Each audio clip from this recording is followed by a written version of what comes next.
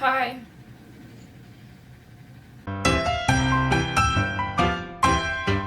My boy, my boy, my boy. Don't love me like you promised.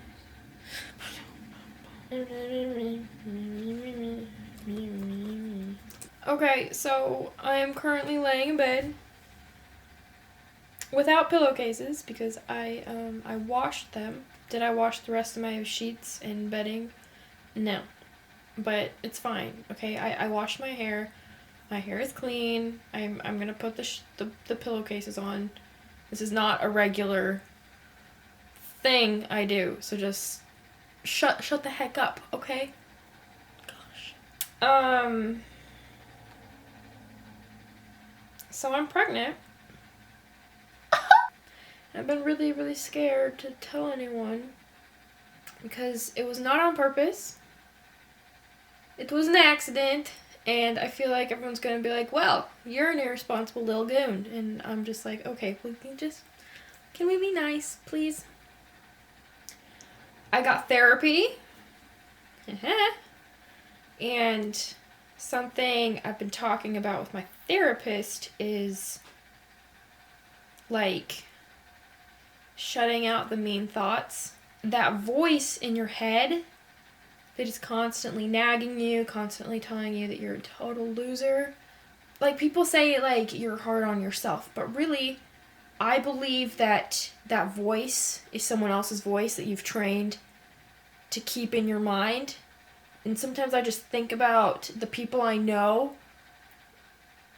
I think about who I know I got those voices from, and I'm like, I hate you, you suck. So, be nice. This is your friendly Tuesday evening reminder to be nice, to use nice words, which is a lot for me to ask because I am so mean. Holy cow. The other day I was sitting in church and, what am I saying the other day? 2 days ago on Sunday, I was sitting in church and this lady was talking about how when it comes to politics, each party doesn't think that they're the haters. They always think that it's the opposite party that's the hater. And I was in a really grumpy mood, and I was like, I know who the hater is. It's me. And I teach little children, I teach 4-year-olds about Jesus. And for some reason, something this little 4-year-old said that his parents had clearly said to him just pissed me the piss off. And I couldn't stop thinking about it for the rest of the church service. And I was just so mad. And this lady was talking about how it's important to love everyone, to be nice. And I was just like, I hate everyone. And I was like, this isn't going well. Should we talk about the Super Bowl? It was funny. I saw on The Economist today. Oh my gosh. Okay, I follow this lady on Instagram who has the most atrocious nasty house. And she records herself cleaning it. And then it gets so nasty again. Which I guess is normal, but every time I'm like, holy cow, nasty! Why is this so hard? Oh, it wasn't The Economist, it was The Entrepreneur. Record-breaking Super Bowl, LVII, sorry, I'm not good at Roman numerals, was the most streamed single broadcast since the 1969 moon landing. All thanks to these two dork pussies. Friggin'. I'm not necessarily a football fan. In fact, I'm not at all. I'm not a football fan. But my husband is. And he is a Chiefs fan. Like, he didn't root for the Chiefs because Taylor Swift was also rooting for the Chiefs. He's a real live Kansas City Chiefs fan. And so we went over to his boss's place and we watched it, and his boss and everyone else there were 49ers fans. It was such a blast. Who do I think I am, thinking I can come out here and talk about pop culture? People are saying the game was rigged, but who cares?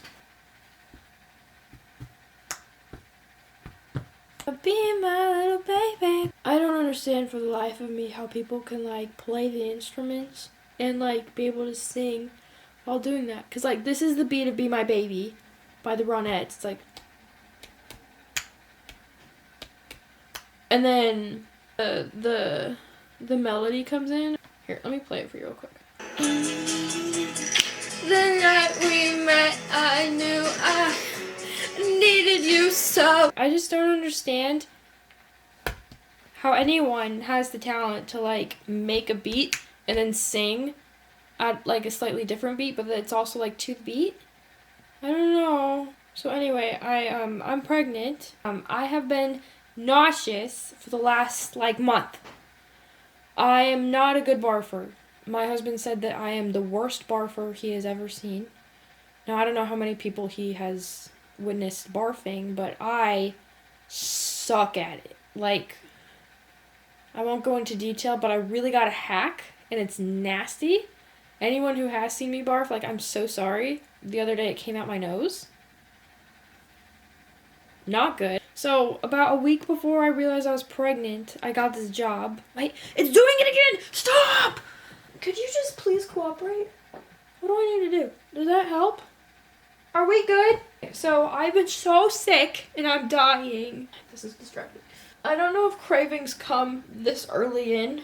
I've been craving food because I can't eat, and I'm hungry. Some of my cravings have been a meatball sandwich, a meatball sub, sandwich, come on, I'm cool. Pasta salads, Miracle Whip. Oh my gosh, Costa Vida. If you are someone that thinks Chipotle is better than Costa Vida, you suck. Just kidding. That's not nice of me. I just disagree with you and have a little less respect for you because of it. Just kidding. Just kidding. But yeah, let me tell you about Costa Vida. Once upon a time, there was a couple. I don't know their names, so I'm going to call them Diana and Dave. But they were like, let's make a Mexican grill. And so they did. And I don't know what it was called. But then they decided they didn't love each other anymore. And so they split. Diana, Dave. So Diana, she went on to make Costa Vida. And then Dave went on to make Cafe Rio. Now, everyone knows a mother's cooking is better than a father's cooking. Unless it's steak. Whatever. Diana over here, oh my gosh. Not only did she keep the cilantro lime vinaigrette for the salads, she also kept the mango salsa. Now, I don't know if you've ever had a Hispanic salad with both cilantro lime vinaigrette and mango salsa, but it will change your freaking life. It's like Christmas. It's Christmas morning when you're 7 years old and you got the bike you wanted. It's like this mix of tangy and sweet and all of those different little acidities in your mouth with, oh my gosh. And Cafe Rio, they basically sell the same thing. You go in, you get to choose from like a burrito, I think maybe like a tostada or I don't know, but I always get the salad. So you have one of those big, like a pie tin, like a reusable pie tin type of thing. So they put a warm homemade tortilla on the bottom, and you're like, cool. And then they put rice and beans, and it's not just rice and beans, it's like cilantro lime rice. And then you get to choose from pinto or black. I always go half and half because they give you like 2 scoops of beans, and anyway, I always just ask for 1 scoop of pinto, 1 scoop of black, and so then they're like, okay, what protein would you like? And you can either get no protein if you're vegetarian and going through a weird phase like I was at one point, or you can get like chicken or beef, or the best one, in my opinion, and every other white girl's opinion out there, or black, whoever you are, I don't know, I'm sorry, I'm not racist, okay? Sweet pork, and then they put a whole bunch of lettuce on top of that, and then they put like pico de gallo, and like maybe sour cream, and some guacamole, some cheese or something, and they put it all together, and then they give you a dressing. You can either go with the ranch or the vinaigrette, and the vinaigrette is so freaking good. So yeah, that's been my pregnancy craving lately. And last week, my dear husband took me to Cafe Rio, and I haven't had Cafe Rio or Costa Vida. They're basically the same thing. I know. I'm sorry if I'm being confusing. But he took me there the first time in like years, and I was so happy. Would you like to see a picture? Baby, my little baby. Aha. Okay, this is my B-reel of my salad. It was so good. That's about all I have to say right now. I'm pregnant. I'm very tired. I'm very pukey. Whenever I get on here, I feel like I have to end with some great point, as if I'm writing some essay. But I don't have a point. Be my baby now. My head hurts so bad. Oh well.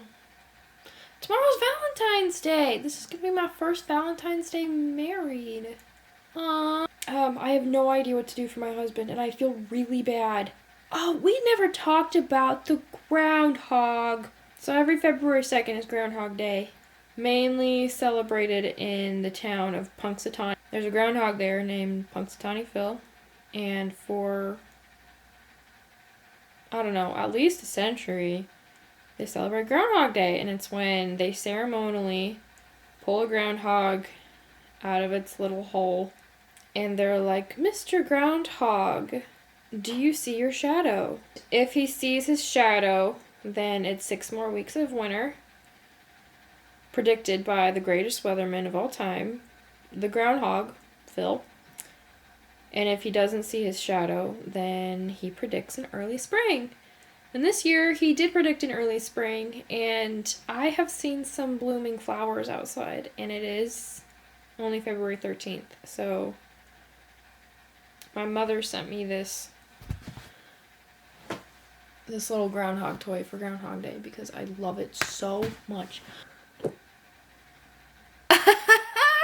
Punxsutawney Phil. I can do this all day. Happy Groundhog Day. 6 more weeks of winter. I've also been craving cake, like chocolate cake.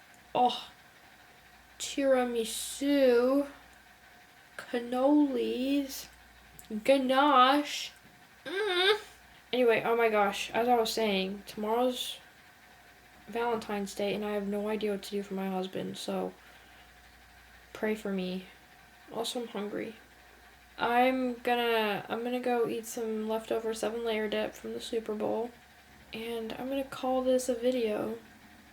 I'm gonna call this done. Okay, bye. Like and subscribe.